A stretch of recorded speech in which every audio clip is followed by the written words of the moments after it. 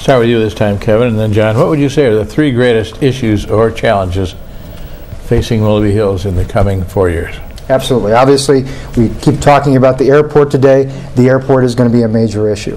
I think that, zoning and what's going on with the future planning of this city, I think that's going to be a major issue. And that encompasses a lot of different things. That encompasses your business areas and what you're going to do to help improve them in the areas where it makes sense. Like I mentioned before, Bishop Road and Chardon Road, where you've got new construction over there. That's an area where it makes sense for us to try to help out businesses over there, build it, because it's our tax base. When it all comes down to it, we're getting hundreds of thousands of dollars from that area. We need to help those people, but we also need to protect the reasons that people live in Willoughby Hills. The 1 acre zoning that's there, that's spread throughout, that we passed in our zoning code in 2006. I was happy to be a part of that. We need to improve and keep moving that forward and protect ourselves from unwanted development. I think our third item that's out there is just obviously the finances. And again, that touches on a number of different things. I brought up Bishop and Chardon. You need to encourage more business development because you do not want to tax your people. You want to try to tax those people that are coming in as far as businesses are coming. You don't want to tax your residents. You don't want to increase their taxes. And we haven't done that. And that's one thing that we want to make sure keeps happening out there. So the airport, our finances in general, and just keeping the general nature of this being a green space where people want to live by protecting our zoning the best we possibly can. Okay, thanks. John, what's your view of the three greatest issues facing the city? Well, sir, I agree with my opponent on a few of them. Obviously, number one and the most important thing is the airport expansion. That's something that has to be watched very carefully. The finances, to me, and once again, as a business owner, I watch daily. I watch, I learn, I listen. I try to understand where the money's coming from to pay what. I sit at a kitchen table, like all of us do with our spouse, and try to figure out where that next dollar is going to come from. Where is it going to go? How are we going to pay for the number of bills that we've all accumulated? Because it's really, really difficult out there right now for all of us, once again. That I'm not so sure that everybody on the current council does. And that's another concern I've got. Example, the funds. We have a number of different funds in the city of Willoughby Hills. In December 31st of 2005, there were funds that were stated, numbers that were stated, dollars that were stated. December 31st of 2005. January 1st of 2006, fund number 110, $183,250.24 was stated on the books for the city of Willoughby Hills on December 31st of 2005. The beginning balance of January 1st was $148,235.11. Where in the world did $35,015 go in the matter of a day? On New Year's Eve. In New Year's Eve. Must have been a heck of a party. But nobody knows this. Nobody understands. Nobody looks at these. This is a matter of public record. But nobody gets into the numbers. I look at numbers for a reason, because that's how I live. That's how I operate.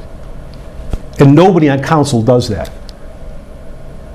That's a real, real big concern. The sewers are a big concern. The airport, the finances, and the sewers. Okay. And I apologize, I don't mean to make a short topic longer, but... That's all right. Fine.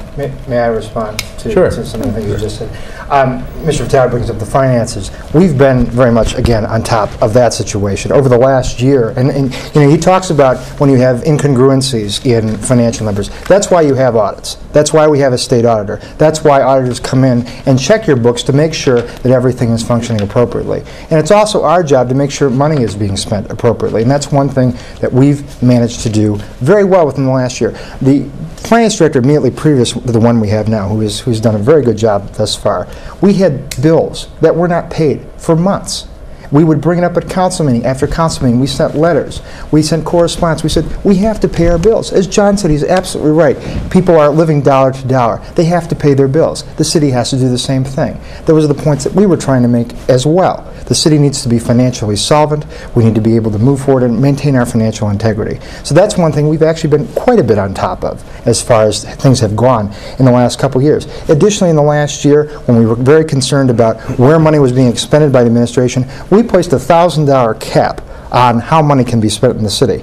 And if there's anything over $1,000, it's the right of several council members to review that, to make sure that the taxpayers' money is being spent the best way that we possibly can spend it. Okay, Tricia? You've both been talking about the financial situations that pretty much all of us are in right now. And one of the most affordable options for recreation in the city are, of course, city parks and other recreation services. Some surrounding communities have had issues with their offerings of late. Wondering what you think of the offerings that Willoughby Hills has, and how would you improve upon them as far as being able to give residents affordable family options for their entertainment at no or low cost. John? Well, I think one of the things that currently exists right now, I mean, both of my kids, Romish Park, Campbell Field, Metro Parks, those are some facilities that were not utilized in the past administrations, but things have taken a turn and they've changed. I think the community days, everybody is working more together as far as I'm concerned. I love what we have here. My kids love what we have here. I think that what we have right now is good. It could always be made better, but what we currently have right now is a heck of a base to build on. Gavin? I think John's absolutely right about that. We have some excellent natural resources. We have Squires Castle Park, we have the Metro Parks, and we have what we have at Romish Fields. We've got a terrific boys league. We've got a terrific girls softball. We've got all kinds of different sports that people can participate in. But what I would like to see us do, additionally, after being here for a couple years in council and seeing what's going on, is develop a master recreational plan, like we've developed for zoning. We have a master recreational plan. We've put together a wish list of things. You know, some people that say they want a gym, some people that say they want a pool, some people say they want a spray grounds. We put together that list and we try to address it in the best way we possibly can. They're all not going to be high-ticket items like that. Maybe it's developing a new league. Maybe it's putting in a new tennis court. Maybe it's replacing a basketball hoop. But you do the small things and you prioritize that list. And as we get funding, hopefully we do bring some more businesses into the areas where it makes sense in the city, like Bishop and Chardon. We bring those businesses in, we increase our tax revenue, and we're able to do more and more of those things for the residents. So we need to have a master recreational plan to go ahead and do that. The new community center is up and running now for a couple of years or so. But a few years ago, it was very controversial whether it should even be built or not. Was it worth the effort? Start with you, Kevin. With everything I've seen there, and I've been to some events there, it has been a phenomenal asset. It can be used better. I think we do need to market it just a little bit better.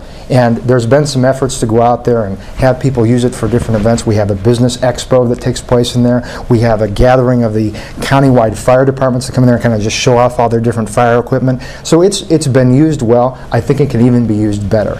And I think the library there has been an outstanding resource for people. I constantly see people coming in and out of that library. You do not see a dead hour in there. They have programming, they have internet access for people that want to come use it. If you want to just bring your laptop and either just sit outside of the library on the benches outside the community center or even in the library, you can have free internet access. Those are the types of things we should be touting in our community as some of our great assets, and I think that is one of them.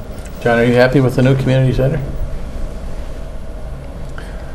I was one of the people that were complaining about the community center a few years ago. I think responsible spending did not exist when we put it together. We didn't have the money to build the community center, and that's a fact. We just didn't have it. I agree with Kevin in that the things that exist within the community center are great things to have. But if I can afford a Chevrolet, pardon me for the, I don't mean to, but I'm not going to go out and buy a Cadillac. I'm just not going to do it. And that's what we're doing. And that's what we did, I should say. And now we're trying to play catch up and utilize some of the things within there in hopes that it becomes a profitable situation in the future. I hope it does. It's a beautiful facility, don't get me wrong. I don't think the money was spent properly when it happened.